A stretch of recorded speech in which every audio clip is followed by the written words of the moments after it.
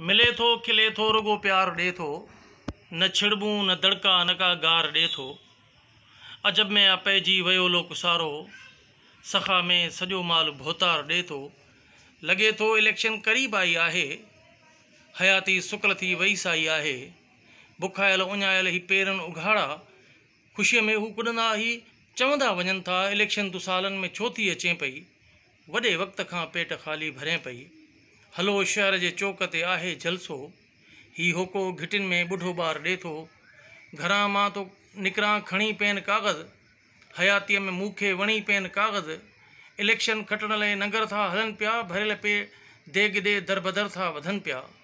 मथे खे ॾेई हथ मां सोचां थो वेठो, छो कातिल पुठियां क़ौम पजरां थो वेठो। इहो ई त ग़ासिब असांजे हक़नि जो, खणी पेन काग़ज़ ते लोचां थो वेठो।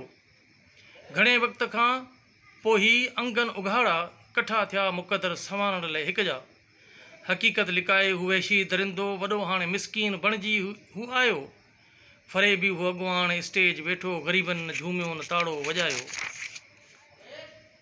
मां हर हिक जे चेहरे ते नफ़रत ॾिठी हुई, ऐं अंदर में महसूस हिकिड़ी ख़ुशी कई। अची चैन मूंखे शरीफ़नि उथारियो, लिखियल नज़्म मूं हौसले सां ॿुधायो। जॾहिं थियो मुक़दर अव्हां जे हथनि में, तॾहिं खां रहिया आहियूं धाबनि धिकनि में।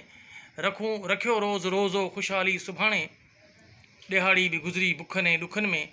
ग़रीबनि जे नाले ते सियासत करे पोइ, ॾटनि में ॾिहाड़ी उन्हनि खे रहायो। तूं क़ौमुनि जी मिल्कियत लुटींदो रहियो आहीं, बेॾो हरदम कुटींदो रहियो आहीं। ओ ज़ालिम तुंहिंजा हथ भञी पोइ मरबो, ऐं ज़ुल्मत खे हितड़ा तड़े पोइ कढिबो। कसम आहे विढ़ण जो वचन अॼु कयूं था, ऐं पंहिंजनि मथे सां कफ़न अॼु ॿधूं था। ऐं तुंहिंजी जा मिल्कियत असांजी थी वेंदी, जितां तो खई हुई उते ई त ईंदी।